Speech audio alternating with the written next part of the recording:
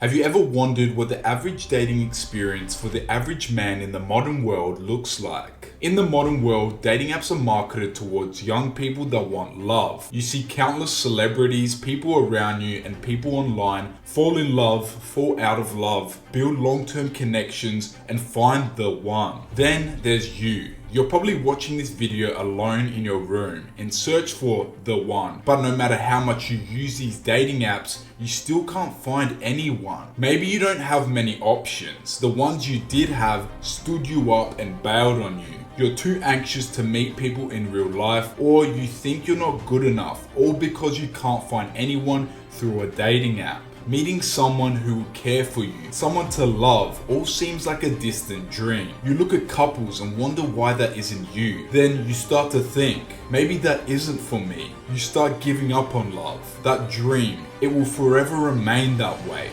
Just a dream, nothing more, nothing less. And you're just a pawn in a game of dating, controlled by algorithms who capitalize off of your search for love. So, how do modern dating apps deceive and lie to you?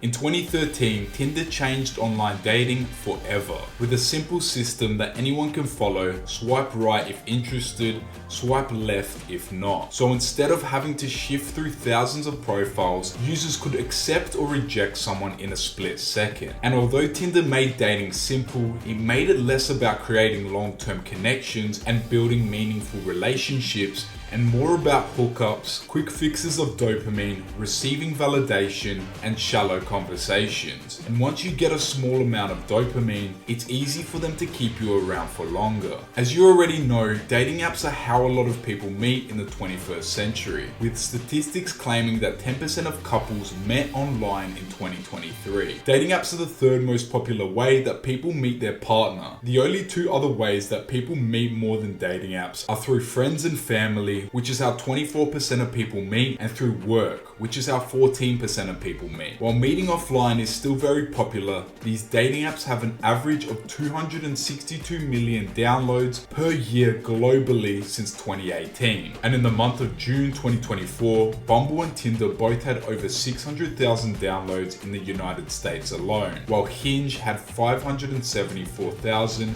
and Plenty of Fish had 214,000. For the common man, these apps can be a nightmare, with an average Tinder match rate being 3 to 5%. However, the top men have a 5 to 20% match rate, which keeps the average inflated, meaning the majority of men have under a 2% match rate on the app. Although men make up 75% of the users on Tinder, meaning women can be more picky, as well as the fact that men may self-sabotage their chance of finding someone by making a terrible profile, the case still stands that most men are invisible on dating apps.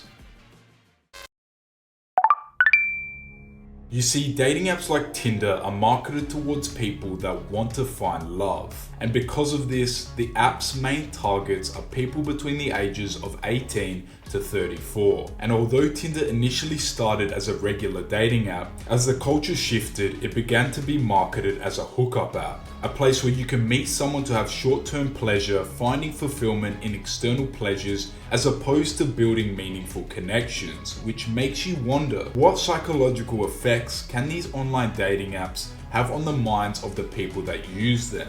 High rejection rates, a boost in anxiety, lower self-esteem, as well as higher levels of loneliness and even symptoms of depression because people constantly compare themselves with others are all effects that online dating can have on the minds of the people that use these apps. Scientists have also observed addictive behaviors on dating apps, similar to social media. And although these apps may use deceptive tactics to lure you in, you ultimately must express your own discipline to stop using them. It's not the drug dealer's fault that the heroin addict is addicted.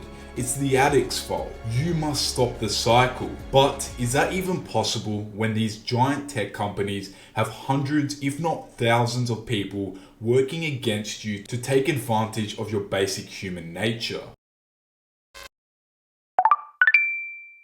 One of the things people say about dating apps and like dating app companies and founders and CEOs is they want people to stay single because then you've got more customers. And surely if you have this metric where people are getting married, you're losing customers. So our belief on that, which has always been, we like our motto, our tagline is designed to be deleted. The parent company of Tinder, Match Group, denies the allegation that their apps are created to profit off of engagement rather than make real connections. We actively strive to get people on dates every day and off our apps, a company spokesperson said. Anyone who says anything else doesn't understand the purpose and the mission of our entire industry. CEO of Hinge, Justin McLeod, claimed that Hinge's algorithm isn't trying to steer users to pay for subscriptions, and although these claims are made, it's very obvious that these apps are designed to capitalize on people's loneliness. Because the longer they keep you on their apps, the more money they can make from you. Even if taking advantage of people's loneliness means giving them a false sense of hope when they join the app, gaining the most amount of matches, then slowly giving them less and less over time, which makes people question,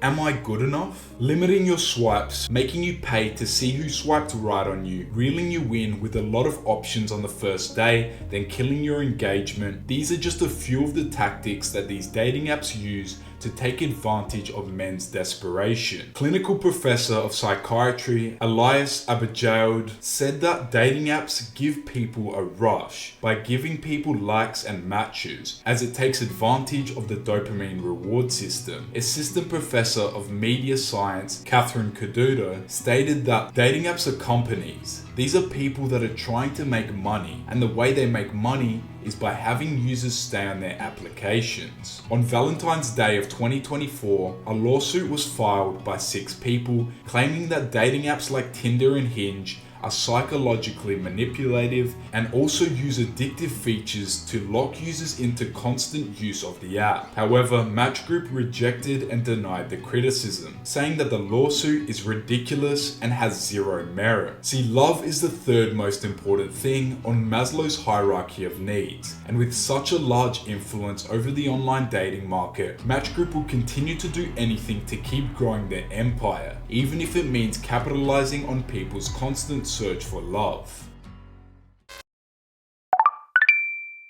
There are many different companies that own dating apps, but none of them are as big as Match Group, with ownership over 40 different dating apps and websites, some dating back to the 90s. It's obvious that Match Group has one of the biggest grips on online dating, having control over 25% of the total online dating market and around 60% of the dating app market, notably owning Tinder, Hinge, Match.com, OkCupid, and Plenty of Fish. The only other company that comes close to Match Group in terms of ownership of multiple dating apps is Bumble Inc., owning Bumble, Fruits, Badoo, and a few more, also having a large influence over the dating app market. But with such a large influence over the online dating market, Match Group has been able to use different strategies to dominate the market. And although it may not be a huge issue for everyone, for single people that like to date online, it can be. The way they do this is by buying out competitors, making their prices competitively low so other apps struggle to compete, even making some of their apps more expensive, and using monopolistic strategies to drown out new dating apps. As CEO of Match Group Americas, Amarnath